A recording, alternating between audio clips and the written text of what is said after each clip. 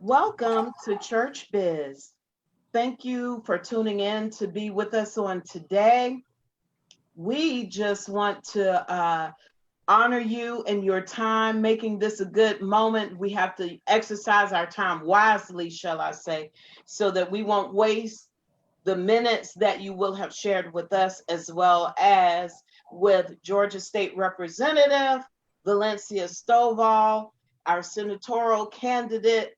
But before we get in, let me remind you that WCEG Network is your 501c3 nonprofit organization. So if you are looking to contribute to a worthy cause, please contact us at our business office at 404-490-8646 to get all the details. Again, that's 404-490-8646 so that you can contribute towards the cause of getting quality information out into our community, our worldwide community.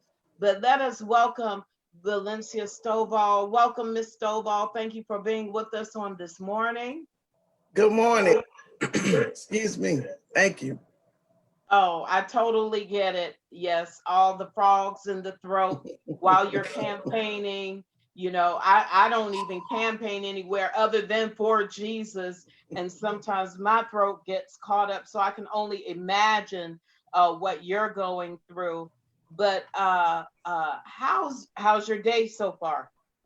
Well, you know, this is a brand new day. So we're always thankful and to God for allowing us another day. So I won't complain. It's starting off good, especially being a chance to talk to your listeners and audience about my candidacy. Amen. All right. Well, will you go ahead and tell us, how did you start on this journey called civil service? I know, or being a public servant, I know you're from native Atlanta. You grew up in this community with all those thoughts already being funneled towards you. So it's not hard to assume that you would take on that persona, if you will. But how did you get into this calling of public servant? Well, thank you again, Rev McClure, for allowing me to be on. Of course, thank you to WCEG Talk Radio. And I grew up, like you said, in Southeast Atlanta. My family had a customized printing business. We have had that for about 30 years. And my dad was very instrumental in community involvement in the community where we grew up at in Atlanta. And so never thought I would be elected. Worked on many campaigns through him. He also worked on Maynard Jackson, Honorable Maynard Jackson's campaign. He was the first mayor of the city of Atlanta. Both campaigns that he had. And many mayors, including Honorable Shirley Franklin, who was the first woman mayor. He actually worked on her campaign to help, or instrumental in that campaign as well. And many other elected officials locally and statewide. So I've always been in the arena of politics, but not looking at being in politics myself. And so I moved to Clayton County in 2006. And still was not thinking about getting into the political arena. We had a business we had opened up in Clayton County, actually 2 locations in 2004 and 2008. And so I was still involved in the community because of the business and because my children attended Clayton County Public Schools. In 2012, the person who had this particular seat decided to run for another seat. And so this state representative position became open and or available. And so we talked as a family, and my dad said, well, won't you try it out? I was like, no, I don't want to try it out. He's like, you're not doing anything. I say, I'm doing a lot of stuff. He said, well, what I'm saying is that you can't lose, what's to lose? If you win, that's good. If you don't win, it's a good experience. So we put our hat in the ring. It was one other opponent, and we were able to be victorious. And so I've been state representative for 8 years now. In Clayton County, I have about 5 cities, portions of cities I represent currently: Morrow, Lake City, Forest Park, College Park, and Riverdale. But because I'm a state elected official, I have to also stay abreast of what's going on statewide, and which led me into deciding to run for U.S. Senate. Awesome, awesome. That is just so mind-blowing, for me at least. You know, you hear of people, like you said, putting our hat in the ring, but to get to be acquainted with you, to watch you whenever I'm in your presence, I'm just always at awe about how passionate you are for people and for their betterment, for making things right, not just for African American citizens, but for all citizens. And I would like for you to talk about how important it is to be diverse on your platform as opposed to, you one-sided. Yes. So as a state representative, I've seen that many of the issues that we've been tackling or battling at the state capitol, on state issues and even local issues, we've just been putting band-aids on those issues. And the real solution has to come from Washington, D.C. And we can really see the reality of that right now with what's going on in Washington, D.C. with COVID-19 and all the support that's need to come down to the states and down locally. And as a state representative, the district that I represent right currently is very diverse with all different types of cultures that I've had, have been able to have, be honored to be able to be mixed in with them, learning about their different cultures. You know, America is a melting pot, and we have different people from different cultures, different beliefs. And as a state representative, I represent all of those people, whether they voted for me or not. I still, when I go to the state capitol, I have to do a representation of all of them. So I make sure I go out my way to make sure I understand what the cultural differences are, to be able to help bring unity in the community. And also, I will do the same thing as U.S. Senator. So now I have a larger audience of people that I have to be a champion for as well. All right. So are there any particular issues that you will be addressing as a senator? Because you just mentioned how you have to make sure that everything funnels from DC down to your constituents here in Georgia. But are there any particular issues that are big for you? You mentioned COVID. Yes. So when I talked earlier about those issues that we've been putting band-aids on, one of them is dealing with government efficiency. And so it's very important that that flow through that I mentioned earlier comes from the federal government to the state and even down to the local level. So ensuring that the government is well run through efficiency and fiscally sound.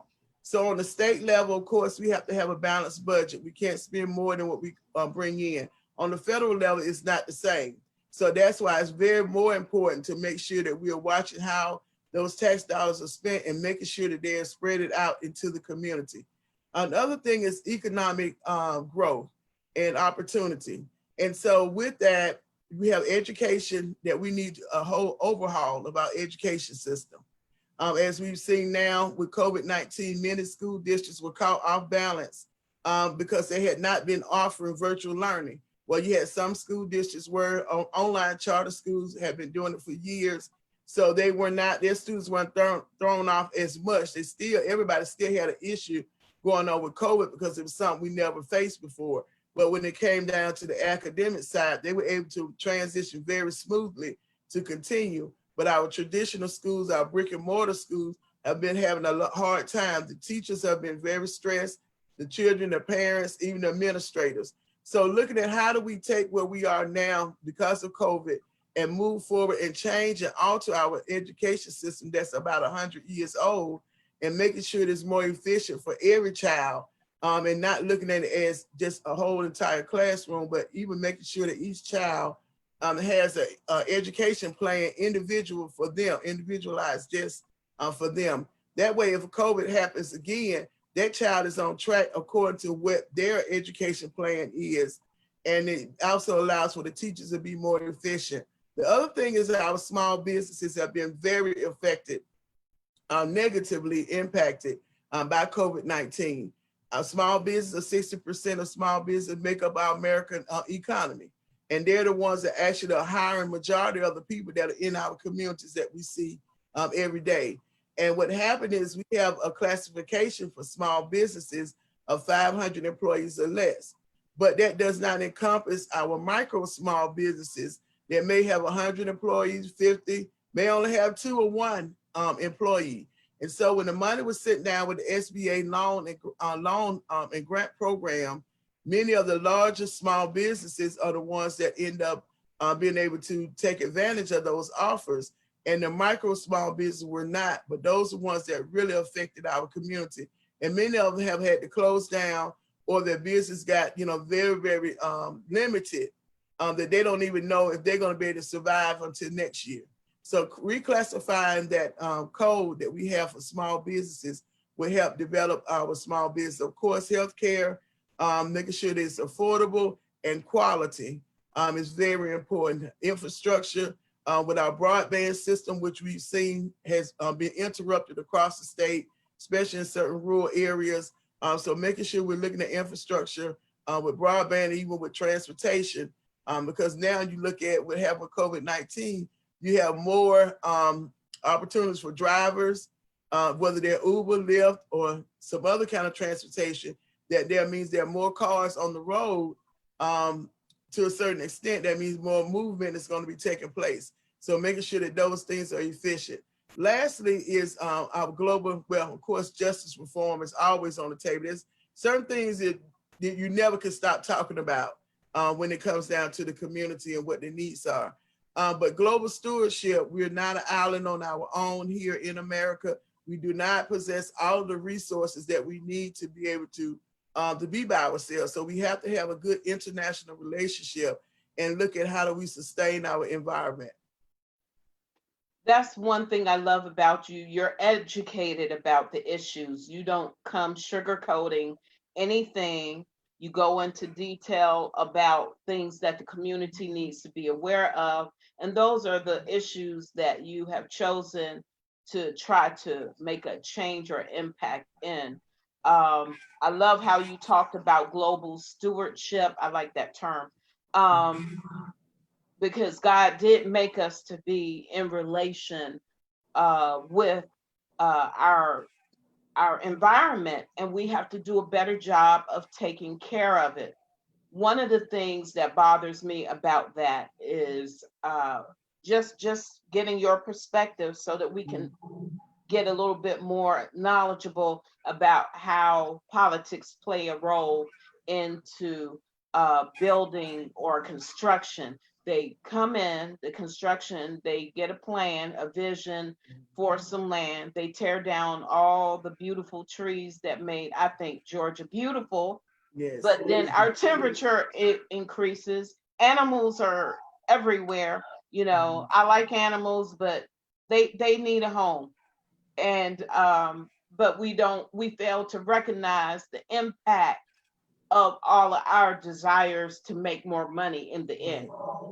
So what is the message that needs to be relayed to our local communities here in Georgia alone on how can we stop this type of movement or slow it down? Or can you show us again how politics plays a role in that?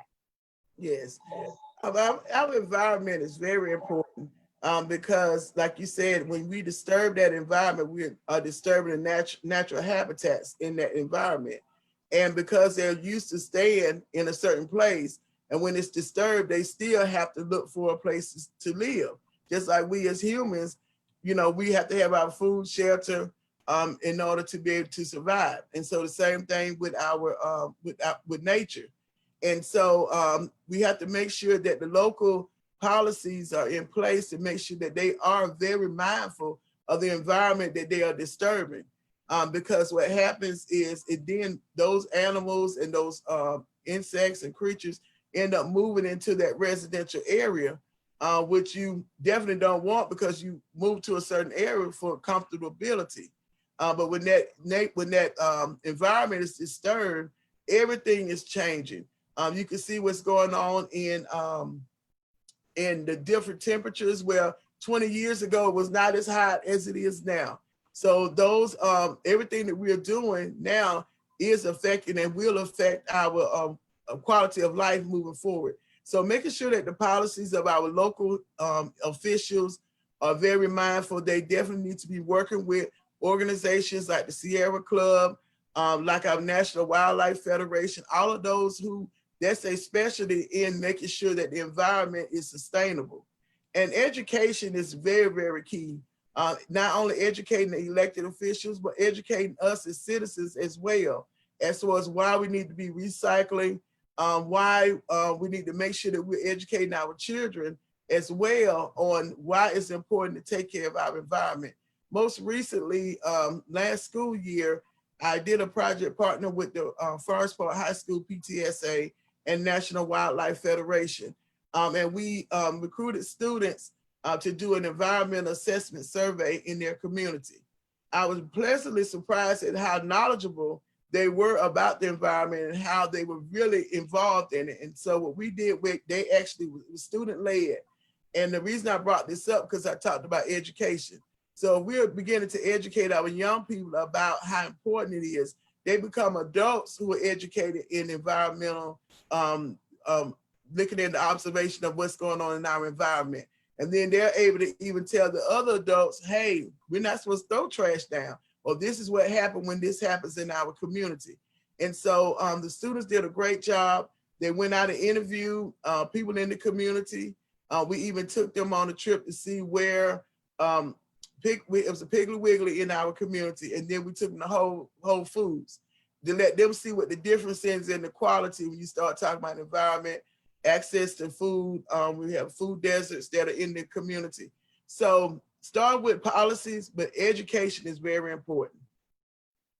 Awesome, awesome. I like that. And I can see that that can be one of those topics that I would say are inexhaustive.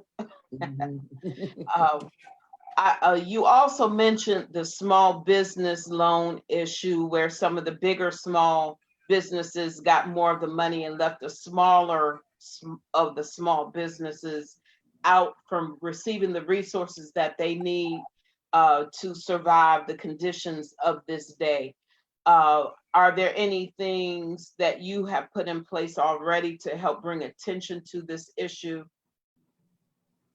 Yeah. So since COVID, well, even before COVID, I've always held town hall meetings.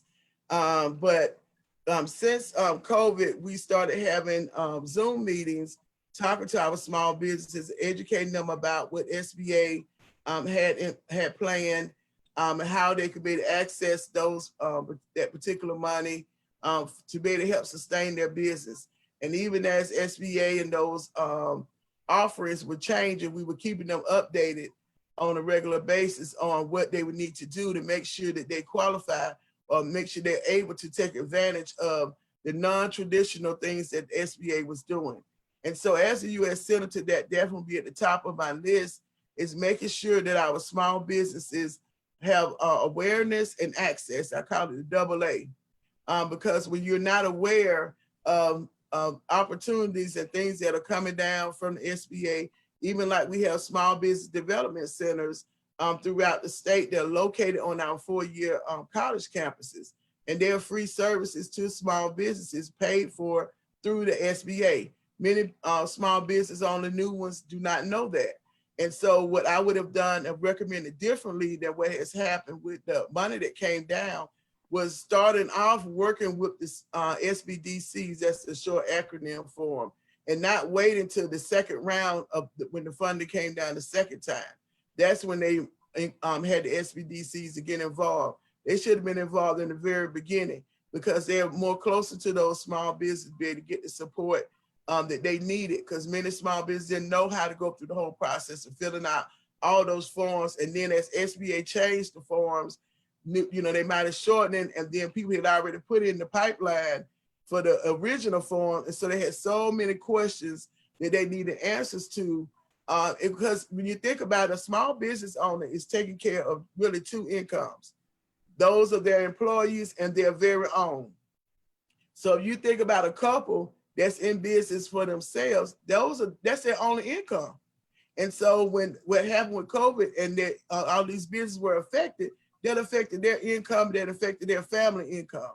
And so when you don't have processes in place to make sure that you're thinking about the smaller people on the totem pole, who makes the biggest effect in the communities, like so many of our communities, then they're at a disadvantage. And so those are some things that I would do in looking at how do we also invest in research and development to be able to expand the small businesses. Many of them are not going to be able to reopen back up. So that's our responsibility as the government to help support them in finding out other ways of they can expand what they had or change the whole business structure, altogether. But it's because that's our neck bone and our backbone. Neck bone, I was thinking about eating, but that's our backbone of our country, are our small businesses. Awesome, awesome.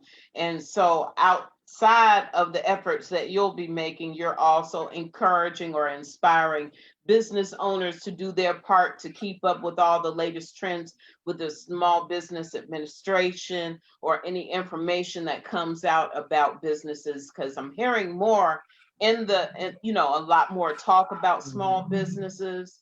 But that's what you're advocating for as well, right? Personal responsibility. Yes, but one thing about when it comes to small business owners as entrepreneurs, you don't have to tug them too much, because they already have that intuition of, hey, I know I need to get this done. I know this is needed.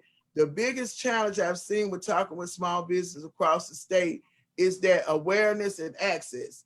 If you tell them where it is and you make sure they have access to it, they're going to go do it. You don't have to push them and pull them and tell them as small business owners. That's why they're in business. They're business owners and entrepreneurs.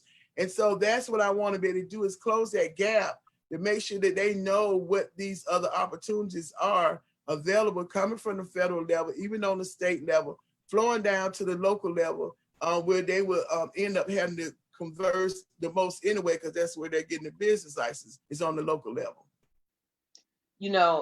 That's another thing I admire about you, your ability to be so knowledgeable about so much, but so concerned, even if it's for one business or one person, one somebody that's making progress in their lives. You have enough time in your schedule to take out and to see about them, or to even pat them on the back. And I love that about you. It shows your attentiveness to detail.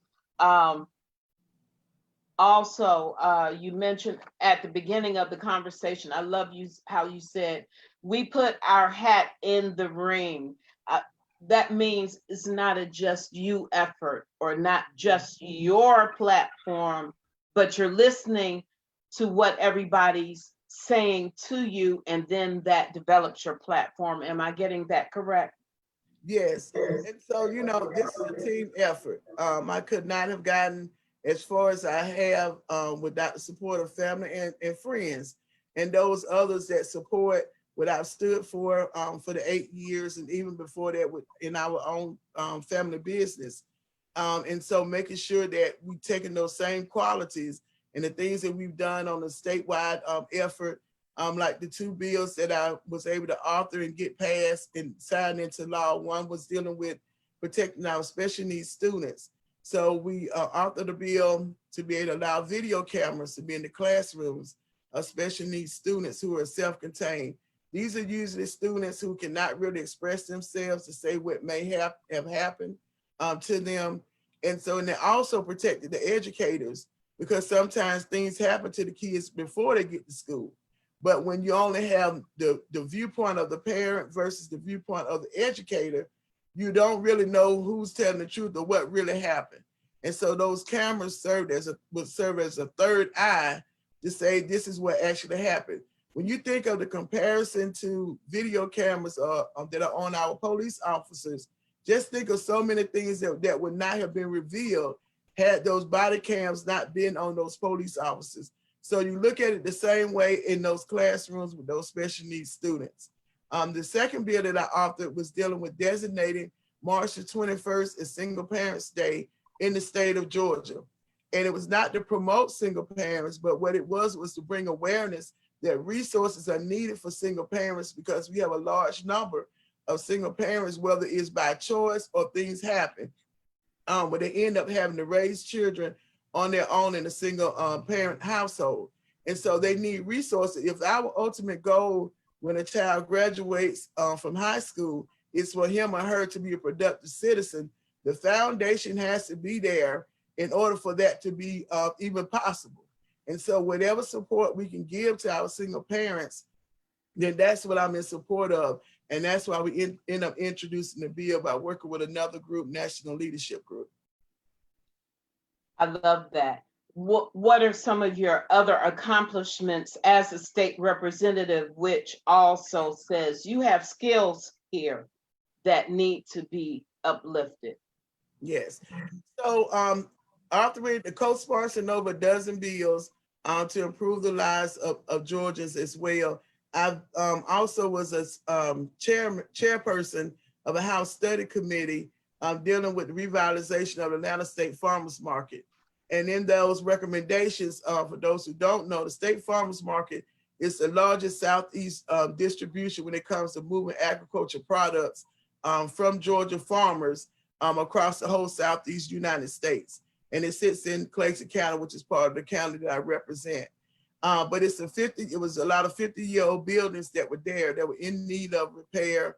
And also they were in need of support, other support mechanisms that needed to be put in place. And so I was able to be the chairperson over that bipartisan committee. And that's the other thing I want to stress why I'm running as an independent, is because the issues we are facing are not Democratic issues. They're not Republican issues. They are people issues. And I've been able to be successful working with both Democrats and Republicans to get meaningful legislation passed. And on this particular study committee, we were able to put money in the budget to be able to help with maintenance and repairs of those buildings over at the State Farmers Market.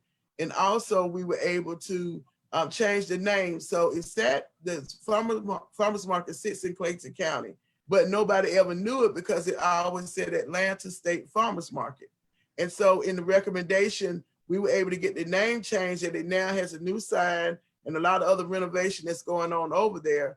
But it now reads Atlanta Clayton County Produce Terminal Market.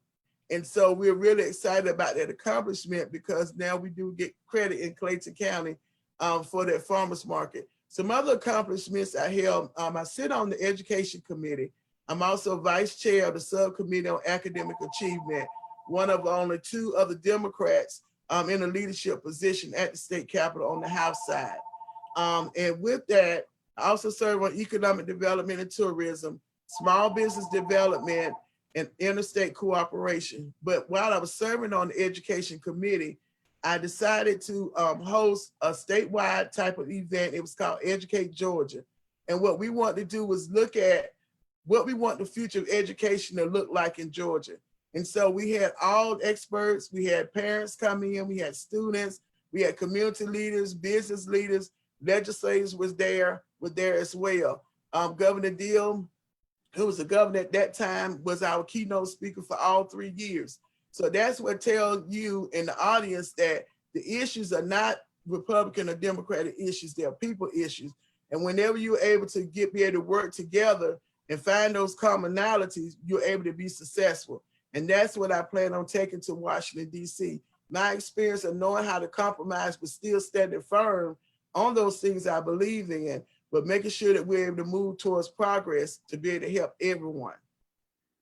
Awesome. Okay. Now I noticed you, like you said, you're running independent because of people issues, not because some people believe this way and some believe another. How do we get the message of the independent campaign out further?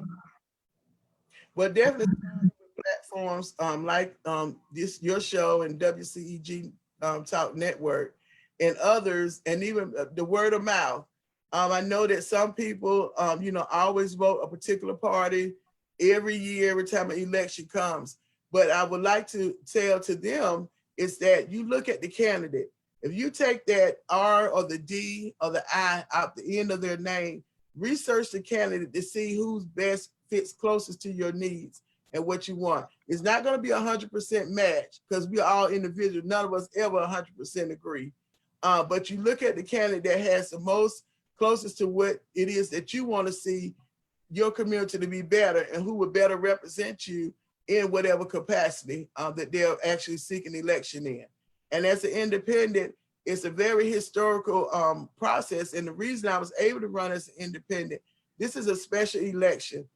So when Senator Isaacson retired last year, the governor had to make an appointment, but the people have to decide who they want to finish out the remaining 2 years of the 6-year term. And so because of that, it made a special election and not a regular election. And that's why we didn't have a primary in the election that I'm in now. And so because it's a special election, I did not have to go and get signatures, which is normally the process when you run as an independent. Here in Georgia, it's very hard to be able to run outside of the Democrat and Republican party establishment.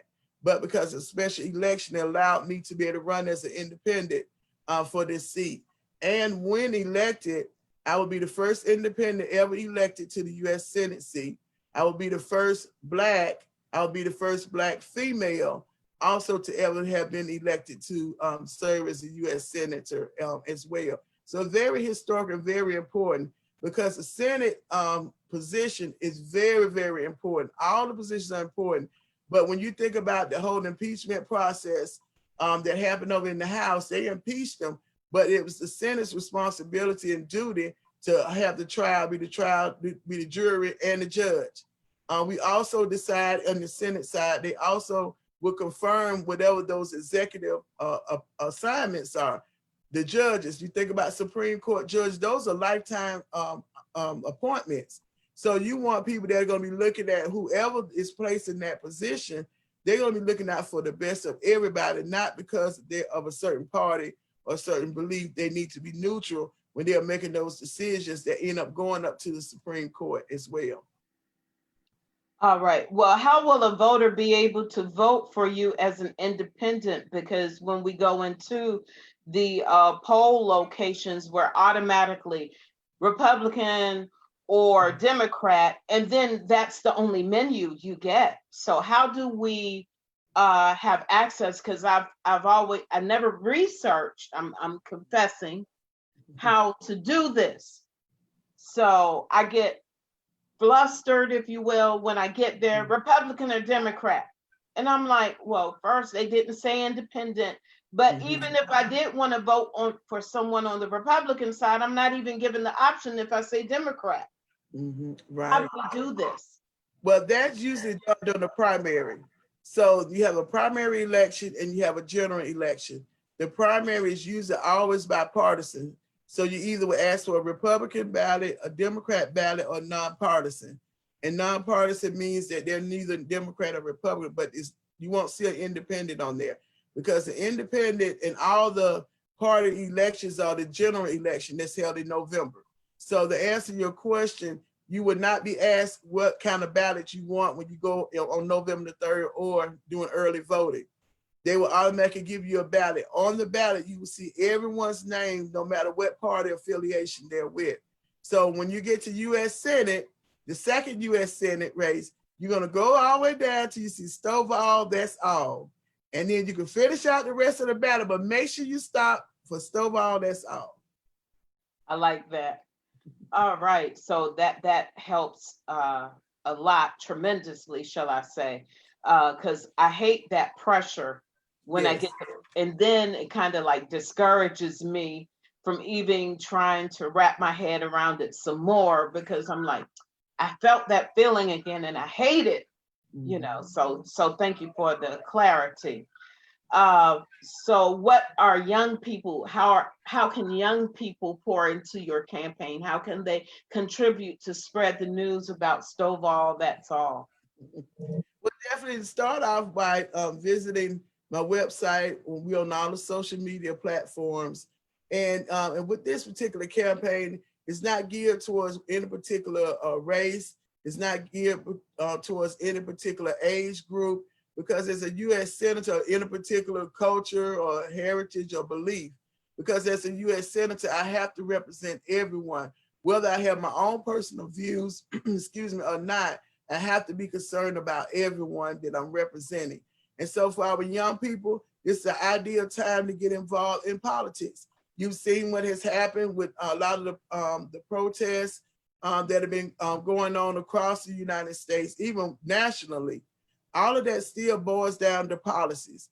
If you don't have people in place to implement the right policies that are going to be conducive and make sure that there's equality across the board, no matter what race you're in, you're going to continue to protest, you're going to continue to have issues. So this is the time to get involved with campaigns and with candidates like myself, who you can see that is really for the people, and help spread that word out. Because you know that you have to look at someone's past, the things that they've been doing in the past. And that's kind of the behavior that they're going to repeat. So I've done it for 8 years, and so even before then, for being a community advocate and looking out for all people. And so I'm going to take that same behavior, that same quality and finesse up to Washington, D.C. on a larger scale to be able to bring down even more to our community. As young people, I think that every high school student, excuse me, that graduates from our high school here in Georgia should graduate with a certification in a trade. What this does, it allows them to go right into the workforce, and it's something that they're interested in doing. Our education system is not looking at what the students are interested in doing, and it's not matching up with what the industry is saying that it needs. And so when we allow the students to be able to graduate already making more than minimum wage, then that issue about minimum wage becomes more and more decreased, because the market is going to bear on how much they're going to have to pay the students when they graduate. And if they decide to go on to a 4-year institute, that's even better. Guess what? They won't have a high student loan debt. We have different programs like dual enrollment, where they can go to high school and college at the same time, no cost to their parents, majority of the cost to the parents. And so those are opportunities, but a lot of the students don't understand it. A lot of the parents don't understand it. And so that's why I kind of go back when I talked about earlier about educating people on environmental concerns. It's educating them on every aspect. And when we're able to show the young people why politics and voting is important to them, then we'll see more of them getting involved and engaged, and we'll see a large number of them turning out for this general election. If they look at COVID-19, this is what I tell everybody. It doesn't matter whether you're a young person, middle age, or a senior adult. If you look at COVID-19, though the effects of COVID-19 and what we're going through now are all dealing around policies and people that were elected in office that did not do the best that they knew that they were supposed to have done to make sure that the people of America, and specifically in Georgia, are all right. Okay, I hear you. I got about 2 thoughts. So what is your thought on term limits? I know that you have to be elected to your campaign, but do you think any of these political positions should have term limits like the presidency? You can have no more than 2. The same for governors. Are there other ones that you think that need to have more of that put in, or that structure change? Yes, actually was one of a few legislators that signed off on term limits. There should be, and it's kind of twofold, and I'm gonna try to break it down as fast as I can. So with term limits, you're right. You end up being able to get some new, fresh ideas into whether it's the state level or whether it's the local level, because with mayors and with the mayors, they used to have term limits with the mayors. Some of them do. But I know on the state level with the governor, lieutenant governor, there are term limits. Now the other statewide positions, they are not. so they can continue to be reelected as long as the people reelect them. On the national level, when you look at the president and vice president, they are term limits. And that's a good thing because you want a change in. But the only caution that we have to all be cautious of is what we call bureaucracy. So what happens is you have people that are in these departments that know that they're not going anywhere, but they know in about 4 years or 8 years, they only have to put up with you as an elected official for those 8 years. And they can hold up a lot of things that make you not be as successful because they know you're getting ready to leave. And so they end up really being the ones running the local, actual government. You look at what's going on with the Treasury Department, with the stimulus, you look at what happened with SBA, everything that when you listen to those leaders over those departments, and if everyone start listening very carefully, you can see you like, they have too much power. And sometimes they do have too much power. So that's the caution when it comes to term limits.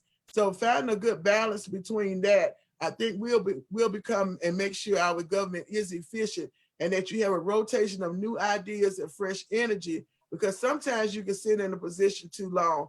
And that's one thing I did not want to do as a state representative. That's why I decided to leave in those 8 years to allow someone else to come in that might have fresher ideas and new things that they wanted to do. And I take my experience that I've had for those 8 years to another level, up to Congress. I love that. And then if everybody had more of that mindset, more of our country would benefit from that. You know, if people would be made aware, then our citizens would have access to quality government and more fair treatment. You know, there will be less divisiveness. And but I hear that statement, and I work for state government as well. So you know exactly what I'm saying. Yes, yes. So I totally get it because we hear it, you know, oh, well, we have a new governor, so let's see what they do. Or close to the end of their term, oh, okay, well, they're leaving out, you know, so let's just hold off before we make any more changes right now until after the election, or even if it's into a new term. Okay, another thought I would like to mention to you. What about campaign financing? People always want to say we have to raise so many dollars in order for a campaign to be successful. Can you talk about that? Yes, it does take money to run campaign. And when you run a statewide campaign like I am, it takes a whole lot of money. Do I have a whole lot? No, but I definitely, the audience that's listening, you can still be able to make those donations by going to my website, gostovall.com, to make those donations. And then people power is the other part when it comes down to campaign. Yeah, there's always going to be a conversation about campaign financing. There is a level of accountability as candidates, even on the local, state, and on the federal level, where we have to be able to disclose who have given us campaign contributions. So I think, you know, that accountability is very important, because you don't want one particular interest group having such an influence over the decision that elected officials make. Sometimes it does happen. It happens, you know, outside of the purview of the general public. And that's why sometimes you have the watchdog groups who are always watching to make sure that the public knows about whatever some people say backdoor deals that may have been made. But that financing is very important. And what it does for my campaign, I can't speak on anyone else's campaign, it allows me to be able to get my voice out about the campaign to others who may not have ever heard of Valencia Stovall, may not have known of any of the work that I've done over the 8 years and 30 years in business and community advocacy. So that money is used to be able to run the ads, do the commercials, send out mailers, being able to make sure that the information is getting out. And it's huge. Those commercials are very expensive that you see on TV that's running, even though they might be a short version of 15 second, 10 second, it's very expensive. And so having to run the statewide campaign has been very challenging on the financial end. But on the other end, thanking God for having favor that we have so many good people that have contributed and put into the campaign, not just financially, but put manpower into the campaign. All right.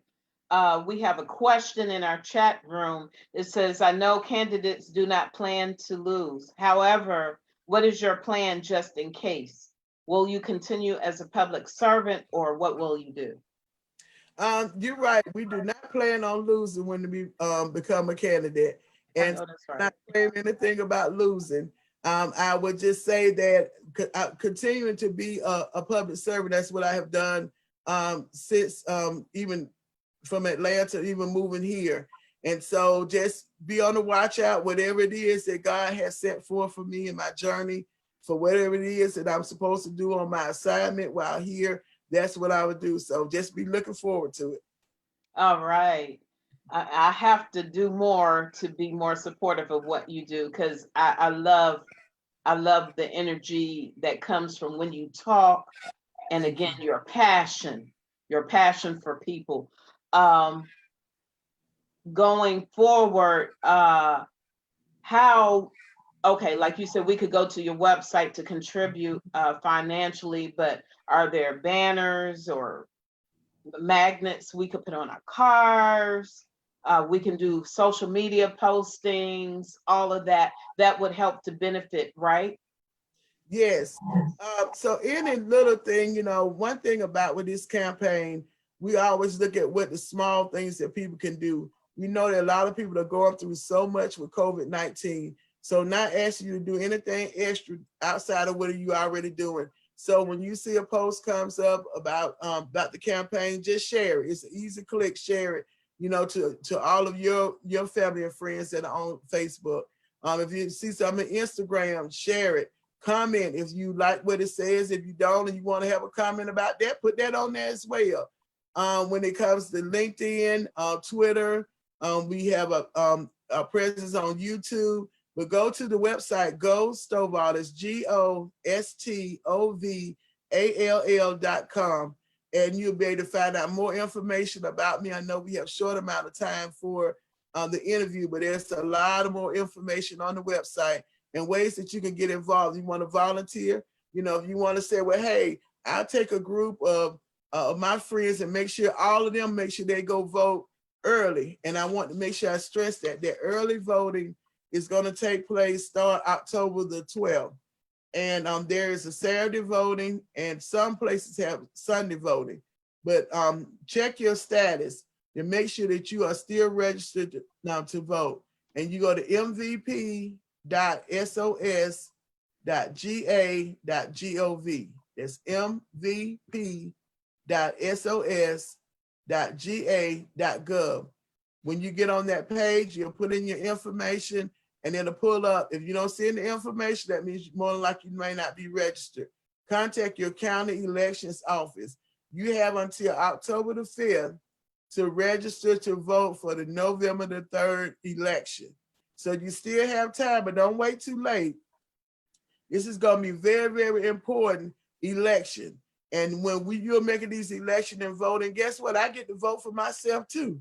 And so when you're voting for what you want representation to be for the next 2 years, the next 4 years, and even the next 6 years. So you want to make sure that you're having someone there that's going to now be able to take us out of COVID and move us into whatever the next level is going to be. There are going to be a lot of changes in policies.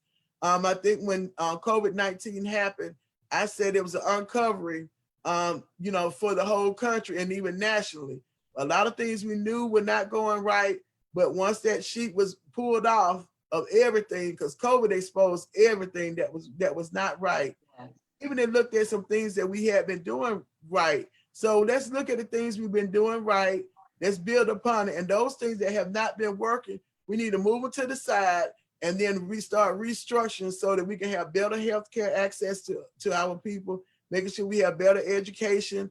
Our senior citizens were definitely affected. So making sure that we are taking care of our senior adults with whatever those needs that they have, our small businesses. So it's a whole gamut of everybody making sure that we're taking care of the people. That's most important to me as an elected official is making sure we're taking care of the people. And there's just certain things that have to be in place in order for that to happen. So remember, go to gostovall.com for more information. If you'd like to send me a note, you can go to the website and send me a note.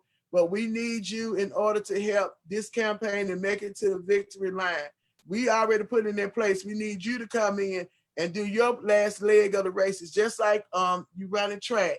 You have the first sprinter that's taking it off. And so that last sprinter is very important because that's who's going to take the victory for that team. And so you're part of the Go Stovall team, and we need you to help in this last leg of the race. We have about 58 days that are left, and they're very, very crucial. So thank you. I appreciate it so very much, Reverend McClure, for allowing me to be a guest on your show this morning. Thank you to WCEG as always.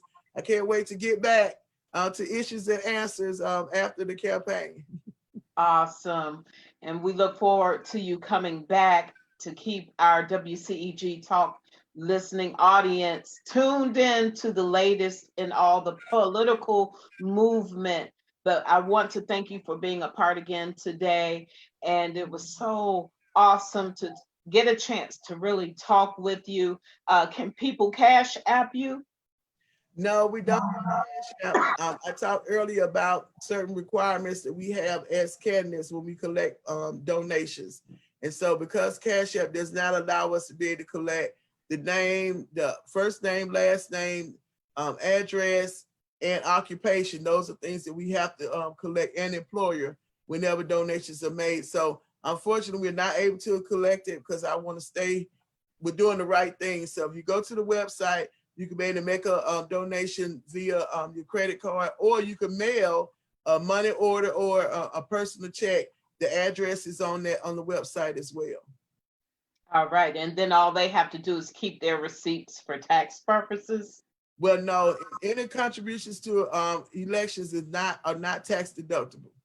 Awesome. Thank you. All right. Well, I look forward to talking with you in the near future. God bless you on your campaign. Thank you, everybody, for tuning in to WCEG Talk Radio. For Church Biz with our lovely guest, Valencia Stovall, Georgia State Representative running for U.S. Senate position, or a candidate for the U.S. Senate. Thank you again for being with us on today. Ma'am. One more announcement. I'm sorry, I forgot to make. If I quickly. Oh, yes. All right. On Tuesday, I'll be back with WCEG with on the education, talking about education. And also on Friday, my Facebook Live, we do Fridays every Friday at 6 p.m. We'll be talking about evictions, rental assistance, credit, and employment as well. So that's on this upcoming Friday, September the 11th. Make sure you all tune in to get all that information. All right. The show on Tuesday is called Conversations in Education with host Vincent Cheeks. That's where you'll be on Tuesday on WCEG Network. But where do we get the information about the Facebook Live event? Again, we go to Go Stovall. Yes, you go to gostovall.com/live, and it'll take you right to the live. And also I'll be on Friday, earlier that Friday, I'll be on the Veterans Today program as well. So I got a packed day on Friday. All right. And people with packed schedules usually are doing something where you become in demand. So again, thank you for being a part of today's show here on Church Biz, and thank you Church Biz listeners for being a part of today's show. God bless you all, and God bless your campaign and you, Ms. Stovall. Thank you.